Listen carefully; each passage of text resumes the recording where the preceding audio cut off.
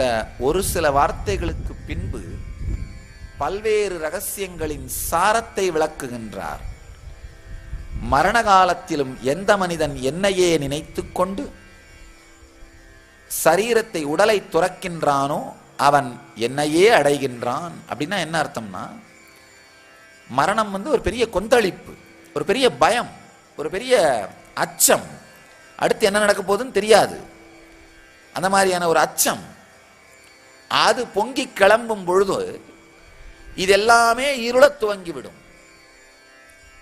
நீங்க எதையெல்லாம் உங்க மனசால ஆழ்ந்து பற்றி கொண்டிருந்தீர்களோ அந்த பற்றுக்கள் எல்லாம் கரைந்து விடும். அப்படியே இதெல்லாம் உங்களை விட்டு விடும். அந்த நேரத்தில் அந்த மாதிரி ஆழமான பயம் உங்களை தாக்குகின்ற நேரத்தில் கூட ஸ்திரமாக பயத்தாலும் கலைக்க முடியாத அளவிற்கு உங்கள் உணர்வு இறை சக்தியின் மீது நிறைந்திருக்குமானால், நின்றிருக்குமானால், அப்படின்னா என்ன அர்த்தம்னா, உங்கள் நரம்புகளிலே எந்த கொந்தளிப்பு ஏற்பட்டாலும் அது உங்களை தாக்க முடியாத அளவிற்கு இறை சக்தியின் மீது ஒன்றிணைந்து இருப்பது. உங்க லைஃப்ல தினசரி வாழ்க்கையில பாருங்க, சாதாரண ஒரு துக்கம் ஒரு கவலை வந்தாலே இம்பேலன்ஸ் ஆயிடுறீங்க.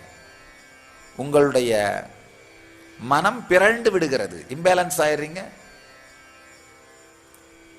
என்னென்னவோ கவலைகள், என்னென்னவோ அச்சங்கள், என்னென்னவோ துக்கங்கள்.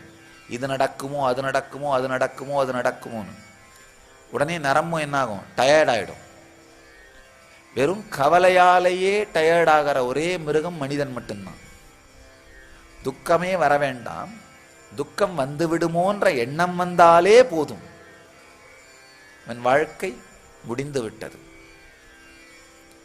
துக்கம் வந்து விடுமோன்ற எண்ணத்தினாலேயே துக்கத்தை வரவழைத்துக் கொள்ளுகின்ற ஒரே மிருகம் மனிதன்தான். இன்செக்யூரிட்டியினாலேயே நரம்புகள் ஆடிப்போகின்ற தன்மையுடையவன் மனிதன்.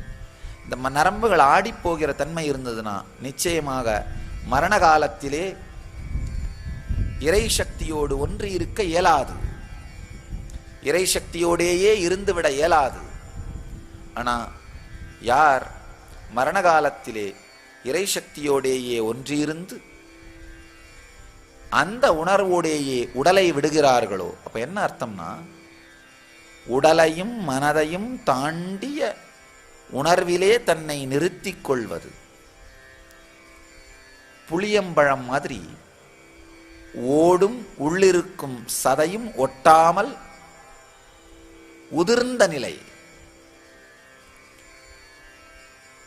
அதே மாதிரி உடலுக்குள்ள இருக்கும் புளியங்காய் பார்த்தீங்கன்னா ஓடும் உள்ளிருக்கும் சதையும் ஒட்டி இருக்கும், ஓட்டையும் சதையையும் பிரிக்க முடியாது. புளியம் பழம் பார்த்தா ஓடும் சதையும் பிரிந்து விட்டு இருக்கும், ஓட்டை தட்டி தனியா எடுத்துடலாம், சதை மட்டும் தனியா எடுத்துட முடியும். அதே மாதிரி இளமையில உங்களுடைய உடலையும் உணர்வையும் தனித்தனியா பிரிக்க முடியாமல் இருந்தா பரவாயில்ல. ஆனா முதுமைக்குள்ளாகவாவது நாம் பழுத்து விட வேண்டும். நம்முடைய உடலையும் உணர்வையும் தனித்தனியாக பிரித்து கொள்ளுகின்ற அளவிற்கு நம் உணர்வு பழுத்து விட்டிருந்தால்தான் நாம் வயதான பின்பாவது பழுத்திருக்கிறோம். பல நேரத்தில் பார்த்தீங்கன்னா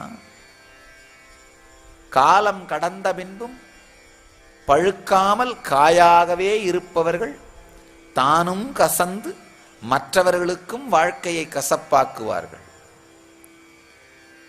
சில பேர் என்கிட்ட வந்து சொல்றது, சாமி நான் நினைச்சிட்டு இருக்கிறது நடந்து பணமெல்லாம் எனக்கு வந்துருச்சுன்னா பக்கத்து ஊர்ல ஒரு கோவில் கட்டுறேன்னு பிரார்த்தனை பண்ணியிருக்கேன் சாமி, நீங்க ஆசீர்வாதம் பண்ணுங்க.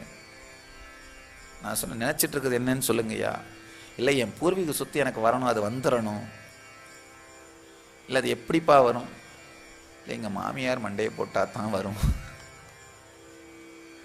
சொன்னா அப்பா அதுக்கெல்லாம் நான் ஆசீர்வாதம் பண்ண முடியாது.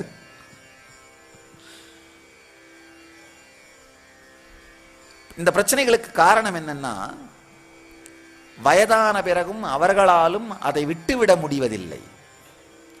நம்முடைய பாரம்பரியத்தில் வானப்பிரஸ்தம்னு சொல்வார்கள். 50 வயது கடந்த உடனேயே பொறுப்புகளை எல்லாம் அடுத்த வாரிசுகளிடம் கொடுத்துவிட்டு தன்னுடைய வாழ்க்கை முழுவதையும் பழுப்பதற்கு, எப்படி அந்த பழுத்த புளியம்பழம் ஓடும் சதையும் ஒட்டாமல் இருக்கின்றதோ அந்த மாதிரி இந்த உடலுக்குள் இருந்தாலும் உடலுக்குள்ளும் உணர்வாலே ஒட்டாமல் பழுப்பதற்காக உபயோகப்படுத்துவார்கள். உணர்வாலே தன்னை ஒன்றாக்கிக் கொள்ளுதல், இறை சக்தியோடு பிரபஞ்ச சக்தியோடு தனக்குள் இருக்கும் நிர்விகல்ப நிலையோடு தன்னை ஒன்றாக்கிக் கொள்ளுதல். இந்த செயலை செய்ய துவங்கினால் மட்டும்தான் கடைசி காலத்திலே இறை சிந்தனையோடு எந்தவிதமான துக்கமும் இல்லாமல் மன மாற்றமும் இல்லாமல் இறை சிந்தனையில் நிலைத்து உடலை விட